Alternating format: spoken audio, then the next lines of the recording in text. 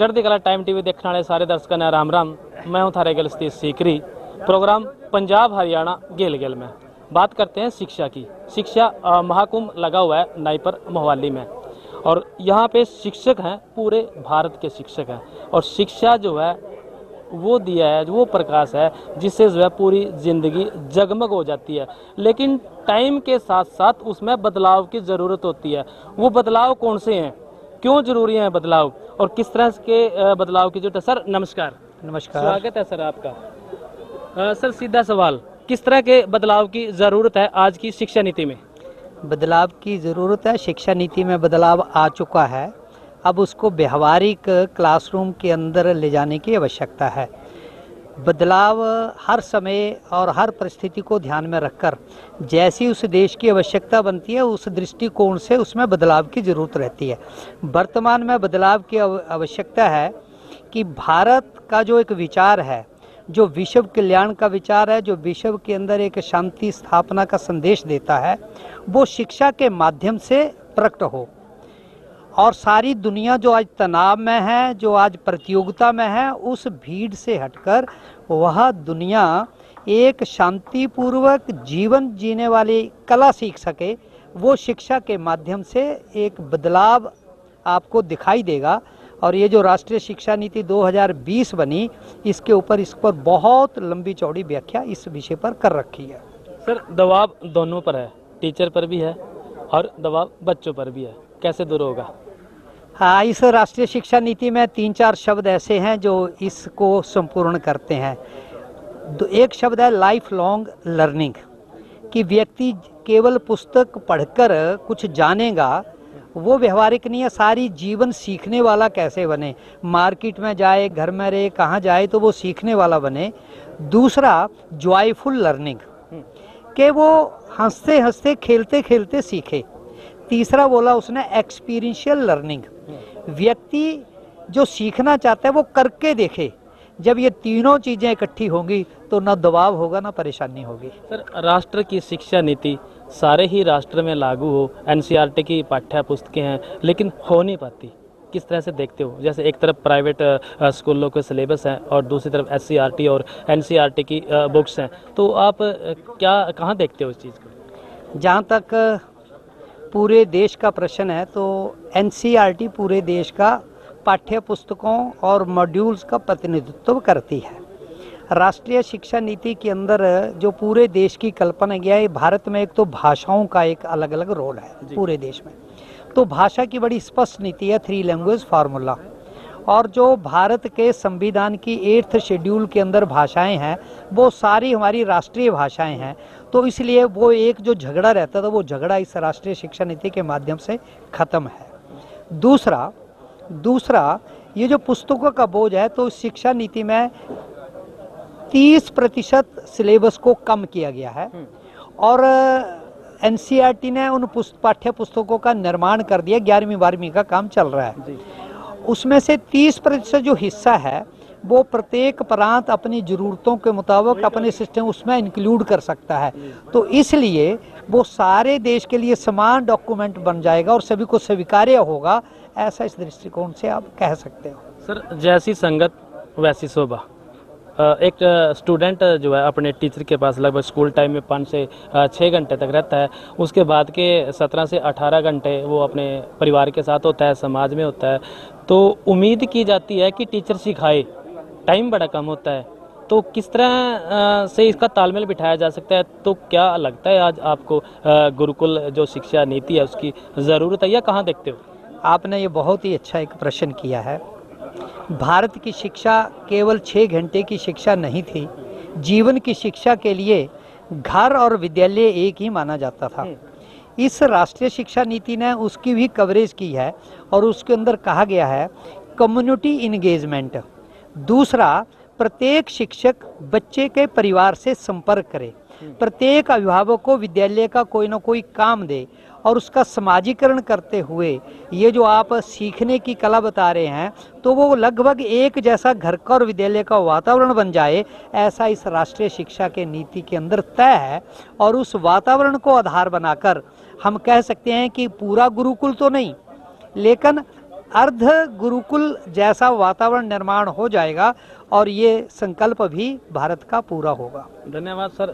तो शिक्षा महाकुंभ है। शिक्षा महाकुंभ में हम बात करते हैं। सर नमस्कार। आपसे बात करते हैं सर, महाकुंभ है आज नाइपर में, तो किस तरह से देखते हो, ज़रूरत क्या है आज के टाइम में? देखिए, ऐसा है कि जो आपने देखा है कि NEP 2020 जी गवर्नमेंट ऑफ इंडिया लेके आई है। जी अब 2020 में जो नई एजुकेशन पॉलिसी आई है जी वो धरातल पर किस प्रकार आए, उसके लिए अलग अलग प्लेटफार्म पे एक चिंतन हो रहा है ऑल इंडिया लेवल पे। अब उसको लेकर ये महाकुंभ का विद्या भारती का प्रयास है। विद्या भारती एक ऐसी संस्था है जो 1952 से शिक्षा के क्षेत्र में उतरी हुई है, क्योंकि आज तक विद्या भारती ने लगभग 25,000 स्कूल जो हैं पूरे देश के अंदर चला रही है, जिसमें जो +2 के या आप कह लीजिए मैट्रिक तक के जो हैं वो लगभग 12-15 हज़ार स्कूल हैं। बाकी जो हैं एकल विद्यालय और ऐसी जगह पर हैं जो बहुत रिमोट एरियाज़ हैं। जो मेरा अनुभव है वो ये कहता है, आप सोचिए कि कारगिल से भी ऊपर लगभग 400 किलोमीटर दूर जहाँ पर लेह है, वहाँ पर एक स्कूल विद्या भारती का है जिसका मैंने खुद अनुभव किया है, और वहाँ पे सिर्फ 40 बच्चे पढ़ते हैं। उसके उनके फाउंडिंग डे पर संगठन मंत्री का जाना, तो वो ये दर्शाता है कि शिक्षा को लेकर और रिमोट के एरिया को जो डिप्राइव्ड सेक्शन है उसको किस प्रकार शिक्षा से जोड़ा जाए, उसके लिए विद्या भारती प्रयासरत है 1952 से। 1952 से मतलब हो गया 50 साल, मतलब 75 साल होने वाले हैं। अब जो है पिछले कुछ वर्ष से उच्च शिक्षा में भी इन्होंने अपना प्रयास शुरू किया है। अब उस उच्च शिक्षा में मेरा ख्याल लगभग 70-75 के आसपास कॉलेजेस और 1 या 2 यूनिवर्सिटीज़ भी जो हैं वो इंट्रोड्यूस की हैं। और नई एजुकेशन पॉलिसी में किस प्रकार फ्रेमवर्क बनाया जाए, किस प्रकार शिक्षकों, क्योंकि शिक्षा नीति जो है वो शिक्षक के ऊपर ज़्यादा थ्रस्ट करती है। शिक्षक किस प्रकार का हो तभी आगे शिक्षा बढ़ पाएगी। तो इसलिए वो शिक्षक को भी नियंत्रित करना या उनको भी ट्रेनिंग देने का आयाम जो है वो शुरू किया है। किसी भी देश को सर मजबूत बनाना हो तो शिक्षा का विशेष योगदान होता है। जैसे विद्या भारती की आपने बात की, अपना योगदान विद्या भारती उसमें दे रही है। अपने टीचर्स की बात की, किस तरह के टीचर होने चाहिए, क्या ज़रूरत है आज के टाइम की? देखिए, आपने मेरे ख्याल बाइट ली थी महामहिम राज्यपाल की जी, अपना पंजाब के, उन्होंने गुलाब चंद जी ने कहा ही आपके सामने कि शिक्षक अगर ठीक है तो आपने पहले देखा था, पहले इतनी सुविधाएं कहाँ थी। अब हम चाहते हैं कि बच्चा जो है AC में जाए, AC में रहे। हम उसको नेचर के साथ जोड़ना ही नहीं चाहते, हम उसको मिट्टी में खेलने नहीं देना चाहते। तो इसीलिए वो बिस्कुटी बनते जा रहे हैं। आप देखिए कि हम पढ़ते थे तो हमारी, अगर हम नहीं करते तो हमारे घर वाले आके कहते थे टीचर को कि इसकी पिटाई कर देना अगर काम ना करे, अनुशासन में रखना। अब आज की डेट में आप किसी बच्चे को छेड़ के देखिए तो किस प्रकार, ये जो एक डिफरेंस है, आप जानते हैं कि अनुशासन जो है भय बिना नहीं होता है, और वो जब तक आप एक रूटीन में नहीं लाते हैं तब तक वो अनुशासन गौण रह जाता है। और आपने अभी एक और भी सुना था वक्ता को, जो वो कोलू के बैल का उदाहरण दे रहे थे, तो वो कुछ ऐसे उदाहरण हैं जो प्रकृति दिखाती है कि आप किस प्रकार अनुशासन में ला सकते हैं। और एक उम्र के बाद अनुशासन में आ गया तो फिर आपको चिंता नहीं रहती, और वो अगर अनुशासित आपका बच्चा है तो अनुशासित नागरिक बनेगा, और फिर अपने आप देश में अनुशासन की कमी नहीं रहेगी। सर आपने ना बहुत बढ़िया बात क्या दी कि एक बच्चे को अगर पढ़ाना है तो अनुशासन में रखने के लिए दंडात्मक प्रणाली ज़रूरी है, लेकिन शिक्षा नीति से वो कहीं दूर चली गई। बच्चे जो है अब उस डिसिप्लिन में नहीं है, माता पिता का। ऐसा है, शिक्षा नीति में दंड का कोई ऐसा वो नहीं है। मैं तो आपको एक वैसा उदाहरण दिया कि एक प्रक्रिया है। शिक्षा नीति तो सिर्फ ये बताएगी कि आपने शिक्षा में क्या देना है, कैसे पढ़ाना है, और शिक्षक किस प्रकार का होना चाहिए। आमतौर पर ये होता था कि एक माता पिता जब अपने बच्चे को स्कूल लेके जाता था वो कह देता था टीचर को कि भाई पढ़ना चाहिए, तसल्ली कर देना, मैं उलाना लेके नहीं आऊँगा। लेकिन आज ये सब चीज़ें दूर हट गई, तो इसका परिणाम और दुष्परिणाम क्या है? देखिए, दुष्परिणाम तो आप देख ही रहे हैं। दुष्परिणाम कितना भौतिकवादी हमारा इस समय सारा वातावरण हो गया है। हम जो है वो पर्सनल रिलेशंस जो हैं, देश के प्रति कमिटमेंट जो है उसमें कितना, किस प्रकार का अनुशासन में देख लीजिए, आप नेचर के प्रति कमिटमेंट देख लीजिए, किस प्रकार धीरे धीरे हरा हम वेस्ट की तरफ जाते जा रहे हैं, वेस्ट हमारी तरफ आ रहा है। आप देखिए कि वहाँ पे किस प्रकार गोलियाँ चल रही हैं, किस प्रकार के काम हो रहे हैं, तो वो जो एक अनुशासनहीनता है वो बढ़ती जा रही है। अब लोग कहते हैं कि अमेरिका बहुत अमीर है, आपकी शायद जानकारी में नहीं होगा कि ये भी एक प्रक्रिया है जो इकोनॉमिक्स की प्रक्रिया है कि पहले शुरू होता है, फिर उठता है, फिर बूम पे आता है, फिर डाउन जाता है। पहले स्पेनिश जो करेंसी थी वो हाई पे थी, उसके बाद इसकी हॉलैंड की आई, फिर यूके की अपना पाउंड था जब हमें उन्होंने गुलाम बना के रखा। लगभग 70-80 वर्षों से यूएस डॉलर जो है वो प्रभाव में आया है। अब उसका भी ह्रास हो रहा है, जिस प्रकार ये ब्रिक्स की एक ग्रुप बन रहा है, एक हमारा रुपी में और रूबल में वो शुरू हो गया है, व्यापार शुरू हो गया है। तो मुझे लगता है कि एक प्रक्रिया है, उस प्रक्रिया में हम जिस प्रकार चौथी इकॉनमी अब बने हैं, अगर भारत एजुकेशन में जैसे गुरु रहा है, पूरे विश्व में हमें विश्व गुरु कहा जाता था, उसी प्रक्रिया को हम हमारी जो एजुकेशन पॉलिसी को जिस प्रकार मैकाले ने हिट किया, वो जो है हमें दोबारा पुरानी एजुकेशन पॉलिसी को रिवाइव करना है आज के परिप्रेक्ष्य में। तो उसमें अगर हम कर पाएंगे तो मुझे लगता है बहुत चीज़ें उठ जाएगी। सर सर हमने गुरुकुल शिक्षा से शुरुआत की थी और फिर बदलाव आए, आज फिर जो है गुरुकुल खुलने लग गए हैं और लोगों का रुझान भी है उसकी तरफ। तो किस तरह से देखते हो कि क्या वो शिक्षा ज़रूरत है आज की? देखिए, मुझे ये लगता है कि परिवर्तन जो है प्रकृति का नियम है और गुरुकुल जो हमारे थे वो एक बेस थे। आप चाहे वो पांडवों का समय ले लीजिए, चाहे अभी आप भगवान राम के समय का वो ले लीजिए, वो चाहे उनके जब तक वो राजा नहीं बने उससे पहले तक, चाहे वो राज परिवार से थे, पर वहाँ पे जितने एम्प्लॉय थे उनके और उनके बच्चे इकट्ठे पढ़ते थे। जैसे अभी उदाहरण भी दिया कृष्ण और सुदामा का लोगों ने। मुझे ये कहना है कि वो प्रक्रिया गुरुकुल की एक ऐसी प्रक्रिया है जिसमें बच्चा कम से कम उसमें कोई भेद ना हो किसी भी प्रकार का, उसे ये ना लगे कि पैसा पर प्राइम है। मेरे पास मैं डिप्राइव्ड हूँ, मैं एक डिप्राइव्ड परिवार से हूँ, ये इम्पोर्टेंट है। सर व्यवहारिक शिक्षा और डिग्री प्राप्त करने की शिक्षा कहाँ क्या देखते हो, कौन सी? जी, शिक्षा ये है जिसमें बच्चा शिक्षित हो जी। और एक है जो आप डिग्री प्राप्त करने वाली, वो होता है कि लक्ष्य है आपका कि आपने नौकरी करनी है जी। जब आप किसी सर्टिफिकेट को नौकरी से जोड़ेंगे तो व्यवहारिक शिक्षा का पक्ष जो है वो ढीला हो जाएगा। ये दोनों का मिक्सचर सबसे इम्पॉर्टेंट है। व्यवहारिक शिक्षा तब होगी जब आप उसको हर चीज़ से जोड़ेंगे, संबंधों से जोड़ेंगे, अपनी संस्कृति से जोड़ेंगे, तो वो व्यवहारिक शिक्षा होगी। और उसके साथ वो जो एक आयाम है जो स्वाभाविक है, उसको अर्निंग भी चाहिए, तो अर्निंग वो किस प्रकार करे वो अपने आप कर लेगा। तो ये इम्पोर्टेंट है। Thank you sir, thank you. तो भाई शिक्षा ज़रूरी है, लेकिन शिक्षा व्यवहारिक हो, सर्टिफिकेट ना हो। आज का टाइम है, अभी सर्टिफिकेट शिक्षा की भी ज़रूरत है। सर्टिफिकेट होंगे तभी हम जो है कंपटीशन को जो है कंपीट कर पाएंगे। लेकिन अब जो है टाइम है व्यवहारिक शिक्षा का, जो कंपटीशन हमें फॉलो करने हैं, जिसको हमने लोगों करना है, उस कंपटीशन में जो है व्यवहार में हमारे शिक्षा होनी चाहिए। सर्टिफिकेट और व्यवहारिक शिक्षा की हम बात करने लगे थे। एक तरफ सर्टिफिकेट प्राप्त करने की होड़ होती है और दूसरी तरफ जो है व्यवहार की, वोकेशनल एजुकेशन की। कुछ छात्र हमारे साथ हैं, इनसे बात करते हैं कि सीधा सवाल, किस तरह की शिक्षा प्राप्त करना चाहते हो, क्या ज़रूरत है आज के टाइम की, किस तरह की शिक्षा होनी चाहिए? सर मैं चाहता हूं कि बच्चों को सर साइंस के साथ सर ज़्यादा इन्फॉर्म किया जाए। सर जो नई टेक्नोलॉजी सारी हैं सर बच्चों को वो सिखाई जाए। अभी सर स्कूल्स में ज़्यादातर क्या करते हैं सर, पुरानी चीज़ें सिखाते रहते हैं, जैसे न्यूटन्स के लॉ। सर अब तो वो काफ़ी पुराने हो गए हैं, एल्बर्ट आइंस्टाइन सर आ गए, उन्होंने इतने सारे नए नए लॉ दिए, वो सिखाने चाहिए बच्चों को। एआई आ रहा है, बच्चों को एआई सिखाना चाहिए ताकि सर वो हमारे नए समाज के साथ रह सकें। तो भाई बड़ा सवाल छोटे से बच्चे ने खड़ा कर दिया कि ज्योग्राफी पढ़ाई जाती है, सामाजिक पढ़ाई जाती है, वो सब कुछ पहले जैसा है। ज्योग्राफी वही है, थोड़ा मौसम का जलवायु का बदलाव है, उसको पढ़ने की बजाय जो ज़रूरत है, एआई का ज़माना आ गया, उसकी आप बात करने लग रहे हो, आप क्या कहोगे? एआई का ज़माना आ ही गया है। अभी हमें पता है कि सब कुछ एआई पे डिपेंड हो चुका है, इसलिए हमें जियोग्राफी तो हम समझ सकते हैं कि हमें अब आसपास जाते रहते हैं, हमें पता लगता रहता है कि क्या हो रहा है क्या नहीं हो रहा। लेकिन जब एआई है वो हमें पढ़ के सीखनी पड़ती है कि क्या नहीं हो रहा, कैसे वो काम करती है, इसलिए हमें एआई पे भी ध्यान देना चाहिए स्कूल में। तो किस तरह के टीचर होने चाहिए जो आपकी इच्छाओं को पूरी करे?